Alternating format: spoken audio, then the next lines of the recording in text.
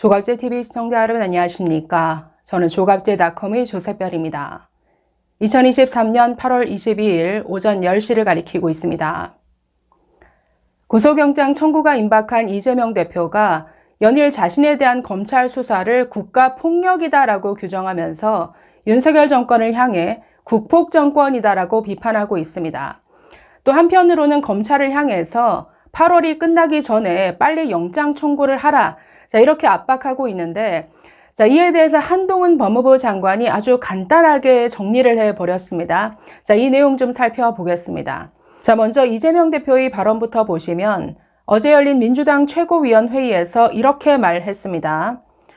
요즘 사회적으로 여러 곳에서 폭력이 문제되고 있습니다.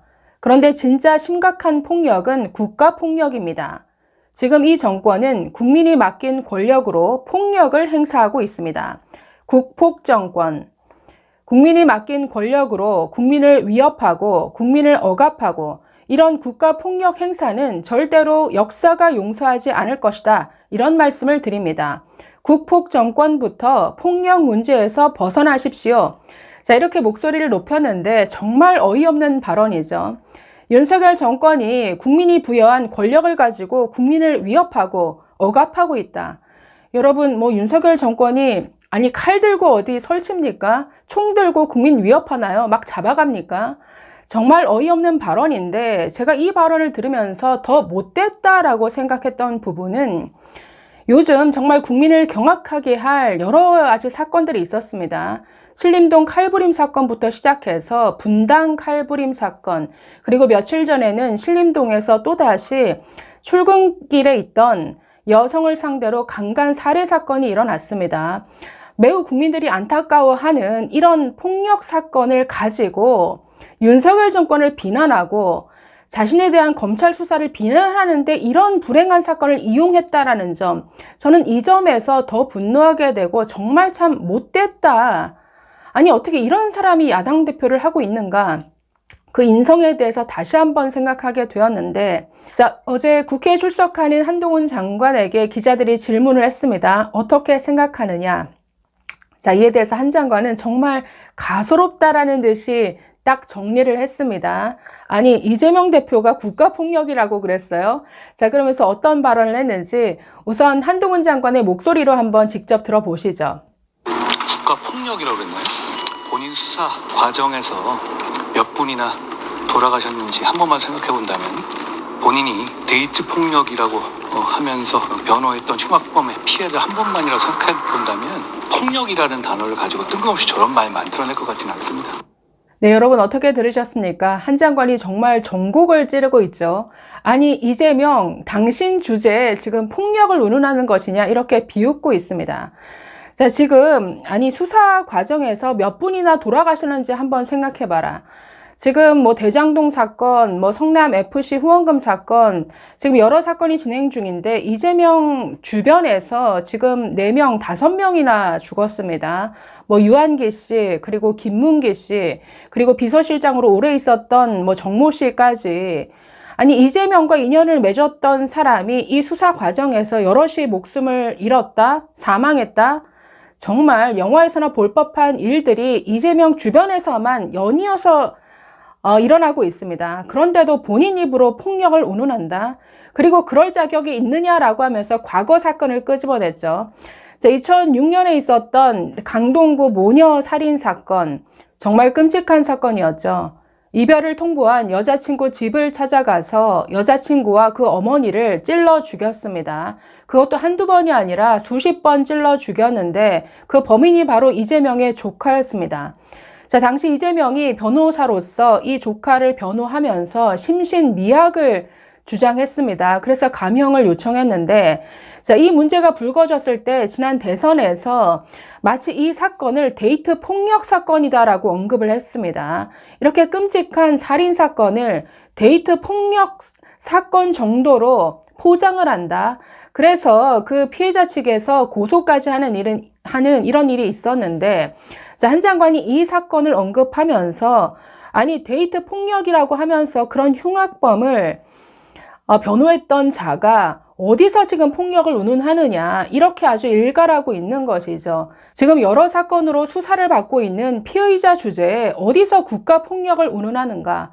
국가폭력 얘기하기 전에 당신 주변에 일어난 이런 숱한 폭력에 대해서나 제대로 해명하라. 지금 이렇게 언급하고 있는 것 같습니다. 자, 그리고 한 장관은 지금 이재명과 민주당이 벌이고 있는 또 다른 방탄 꼼수에 대해서도 한마디 했습니다. 아주 비웃음의 반응을 보였는데, 자, 지난 17일 이재명 대표는 네 번째 검찰 조사를 받기 위해 서울중앙지검에 출석하면서 마치 불체포 특권을 포기라도 하겠다는 듯이 입장을 밝혔죠. 만약에 구속영장을 청구하게 되면 당당하게 영장실질심사를 받겠다라고 말했습니다. 자, 그런데 조건을 하나 붙였습니다. 검찰을 향해서 영장 청구를 비회기 때 하라라고 요구했습니다. 회기 때 하지 말고, 그러니까 회기 때 영장 청구를 하게 되면 체포 동의안 이렇게 투표에 붙여야 하니까 그렇게 하지 말고 비회기 때 영장 청구를 하라. 그래서 아주 당당하게 불체포 특권을 포기라도 한 것처럼 얘기했습니다. 여러분, 그런데 정기국회가 9월 1일부터 시작되어서 12월 21일까지 열릴 예정입니다. 이건 바꿀 수가 없습니다. 자, 그런데 지금 임시국회가 8월 말까지 잡혀 있습니다. 물론 임시국회는 여야가 합의하면은 일정을 일부 조정할 수는 있지만, 그러니까 실질적으로는 지금부터 12월 말까지는 비회기가 아예 없다라는 것이죠. 이걸 다 알면서도 비회기 때 영장 청구를 하라. 아주 당당하게 맞서는 것처럼 이렇게 포장을 했습니다.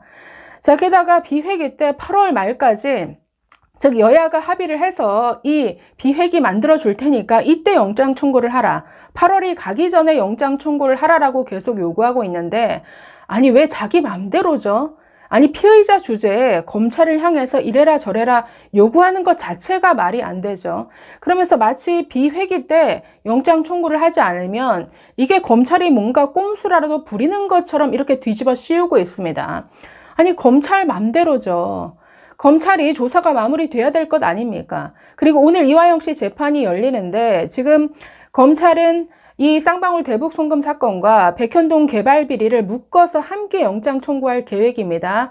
자, 그러면 쌍방울 대북 송금에 대한 이 수사도 마무리가 돼야 되는데 8월 중에는 어렵죠. 이거 다 알면서도 지금 이렇게 요구를 하는 것은 또 다른 쇼밖에 안 됩니다.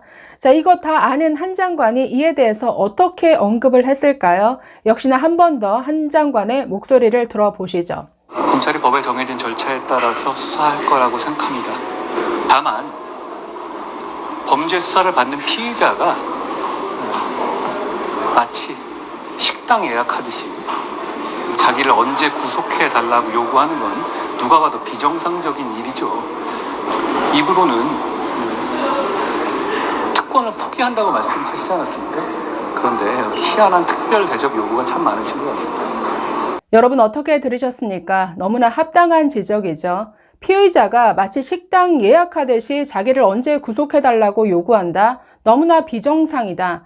말로는 특권 포기한다라고 하면서 희한한 특별 대접 요구가 너무 많다. 자, 이렇게 지적하고 있는데, 자, 이건 지난 18일에 나온 발언입니다. 자, 그런데 어제 발언 하나가 더 나왔습니다. 자, 최근에 방탄 꼼수를 기획하는 민주당, 희한한 그 발언까지 나왔습니다. 민영배 의원은 이 체포 동의안이 넘어오면은 이거 이렇게 표결하자. 한 번에 다 들어갔다가 표결이 시작하면 한꺼번에 다 퇴장하자. 이렇게 말했습니다.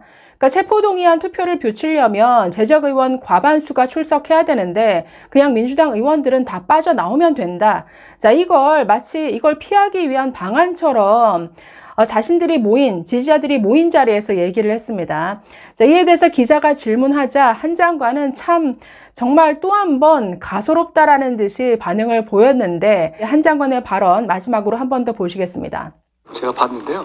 저는 민주당에게 불체포 특권을 포기하라는 말을 한 적이 없습니다. 4번 연속 방탄했다가 국민 무서워서 특권 포기하겠다고 말한 것은 이재명 대표고요.